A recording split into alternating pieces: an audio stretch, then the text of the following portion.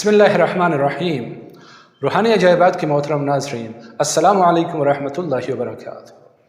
آج پھر ایک نئی ویڈیو کے ساتھ آپ کی خدمت میں حاضر ہوئے ہیں اور خوش آمدید کہتے ہیں آپ کو اس پیار بھری روحانی دنیا میں، جہاں پہ آپ کو ہر روز نئے تحائف ملتے ہیں، بلکہ میں کہوں کہ روحانی نورانی تحائف ملتے ہیں جن میں آپ کے مسائل کا حل چھپا ہوتا ہے۔ ہماری دعا ہے کہ اللہ تعالیٰ آپ کو خوشیوں سے بھری ہوئی ایک زندگی عطا فرمائے، جہاں دکھ اور غم کا شائبہ تک بھی نہ ہو، اور آپ آرام اور سکون سے اپنی زندگی گزارنے کے قابل ہوں۔ احباب گرامی، اگر آپ اس چینل پہ نئے آئے ہیں یا ابھی تک آپ نے چینل کو سبسکرائب نہیں کیا ہے تو آپ سے گزارش ہے کہ اس ویڈیو کو لائک کیجئے، چینل کو سبسکرائب کیجئے اور بیل کے آئیکن کو ضرور پریس کیجئے، تاکہ ہماری ہر آنے والی نئی ویڈیو آپ تک بر وقت پہنچتی رہے اور آپ اس سے بر وقت ہی استفادہ کرتے رہیں۔ خواتین و حضرات، آج کا جو ویڈیو لے کے ہم حاضر خدمت ہوئے ہیں، یہ بہت سے احباب کی فرمائش تھی۔ کافی عرصے سے میسیجز اور کمنٹس آ رہے تھے کہ جی ہمیں اس موضوع کے اوپر بھی کچھ عمل یا وظیفہ بتا دیجیے۔ تو یہ عمل و وظیفہ ان لوگوں کے لیے ہے کہ جن کا حق کسی نے چھینا ہو۔ آج کل کے اس پرآشوب دور میں انسان بعض اوقات نیکی کر کے بھی پچھتاتا ہے۔ ہر چند کے نیکی کا حکم ہے اور نیکی کرنی چاہیے، لیکن بعض ایسے ناقبت اندیش افراد ہوتے ہیں کہ جو نیکی کا غلط فائدہ اٹھاتے ہیں۔ مثلاً آپ سے کسی نے قرض لیا ہوا ہے، آپ نے کسی کو پیسے ادھار میں دیے ہیں اور وہ واپس نہیں کر رہا ہے۔ ہر چند کے اس وقت وہ استطاعت رکھتا ہے واپس کرنے کی، لیکن نہیں کر رہا ہے، زور زبردستی کر رہا ہے۔ اسی طرح جب جائیداد کے بٹوارے کی بات آتی ہے تو ایک طاقتور پارٹی دوسرے کمزور پارٹی کا حق مارنے کی کوشش کرتی ہے اور جائیداد میں دوسرے حصے داروں کو حصہ نہیں دیتے، خصوصاً جہاں بہنوں اور بیٹیوں کا مسئلہ ہوتا ہے۔ تو بعض ایسی فیملیز ہوتے ہیں کہ جو نہ بہنوں کا حق دیتے ہیں اور نہ بیٹیوں کا حق دیتے ہیں کہ جی ان کو کیا کرنا ہے، کل ان کی شادیاں ہو جائیں گی تو یہ ہماری جائیداد تقسیم ہو جائے گی۔ او بھائی، ہم کون ہوتے ہیں؟ یہ اللہ کا دیا ہوا حق ہے ان کو کہ جس کا جو حصہ بنتا ہے، جس کا جو حق بنتا ہے اس کو دینی چاہیے۔ اسی طرح بعض اشخاص جو ہے اپنا مکان کرائے پہ دینے کے بعد پچھتانے لگتے ہیں، کیونکہ کرایہ دار اس کے اوپر قبضہ کر کے بیٹھ جاتا ہے اور کچھ عرصے کے بعد وہ کیس اور کیس بازی کی طرف دوڑنے لگتا ہے۔ مالک مکان بیچارہ حیران رہ جاتا ہے کہ یار میں نے تو اس کو کرائے پہ دیا تھا، اب یہ مالک بن بیٹھا ہے۔ تو یہ عمل اور وظیفہ ان کے لیے بھی ہے کہ جو اپنے مکان کا ناجائز قبضہ چھڑوانا چاہتے ہیں، یا کسی کے پلاٹ کا مسئلہ ہے اور مافیا گروپ نے اس کے اوپر قبضہ جما رکھا ہے اور خواہ مخواہ ناجائز تعمیرات کرنے کی کوشش کر رہے ہیں۔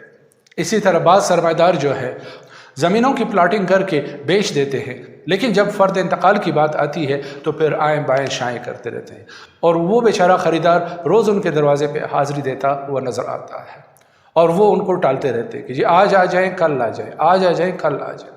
تو محترم ناظرین، آج کا یہ عمل ان سارے مسائل کا حل ہے۔ اس نہ صرف یہ بلکہ آپ کی کوئی بھی قیمتی چیز کسی شخص کے پاس ہے، آپ نے امانتاً اس کے پاس رکھا ہوا ہے یا کچھ عرصے کے لیے اس نے عرائتاً لیا ہے آپ سے اور اب واپس نہیں کر رہا ہے، تو اس عمل سے استفادہ کیجیے۔ بہت مختصر سا عمل ہے لیکن انتہائی تیز رفتار عمل ہے۔ یہ اللہ تعالیٰ کے اسماء میں سے ایک ایسا اسم ہے جو جابر اور ظالم کی گردن مروڑ کے رکھ دیتا ہے اور وہ مجبور ہو کے ہاتھ جوڑ کے آپ کا حق آپ کی در پہ پہنچانے کی کوشش کرتا ہے۔ تو ناظرین اکرام، وقت ضائع کیے بغیر چلتے ہیں اس عمل کی طرف۔ جیسے کہ تقریباً تمام ویڈیو سے میں یہ کہتا ہوں کہ کسی ایسی جگہ کا انتخاب کیجیے کہ جہاں پہ آپ کو عمل کے دوران کوئی ڈسٹرب نہ کر پائے، کوئی علیحدہ سا کمرہ ہو، اور جب آپ عمل کرنے کے لیے بیٹھ جائیں تو دروازے کو کنڈی لگا دیجیے۔ مصلی بچھا کے 2 رکعت نماز نفل قضاء حاجت کی نیت سے ادا کیجیے اور اس کے بعد اللہ تعالیٰ کا یہ اسم مبارک جو ہے آپ 4000 مرتبہ 14 راتوں تک پڑھیے گا۔ جگہ مقرر کیجیے اور وقت مقرر کیجیے۔ اس کے بعد درود شریف 12 مرتبہ شروع آخر میں اور درمیان میں اس اسم مبارک کا 4000 مرتبہ ذکر کیجیے۔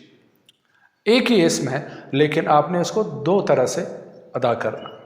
تو آج کا عمل جو آپ نے پڑھنا ہے وہ ہے بسم اللہ الرحمن الرحیم۔ ایک دفعہ آپ شروع میں پڑھیں گے اور اس کے بعد توجہ کے ساتھ آپ نے پڑھنا ہے یا قابض القابض، یا قابض القابض، یا قابض القابض، या काबिज़ अल-काबिज़। तो नाज़रीन करम, इस अमल को आपने 14 रातों तक अंजाम देना है, और इस अमल को पूरा करने के बाद रोज़ाना नमाज इशा के बाद आप सिर्फ एक तस्बीह इसका पढ़ा कीजिए, और अल्लाह की ज़ात पे यकीन रखिए कि इंशाअल्लाह आपका वो हक़ आपको मिल रहा है। मैं हमेशा कहता हूँ मिल चुका है या मिल रहा है, तो लोग हैरान होते हैं कि ये अभी तक मिला नहीं और ये हमें कह रहे हैं मिल रहा है। अरे भाई, जब आप इस यकीन के साथ पढ़ना शुरू करेंगे कि मेरा ये हक़ मुझे मिल चुका है, मेरा ये काम हो चुका है, तो फिर वो होके ही रहेगा।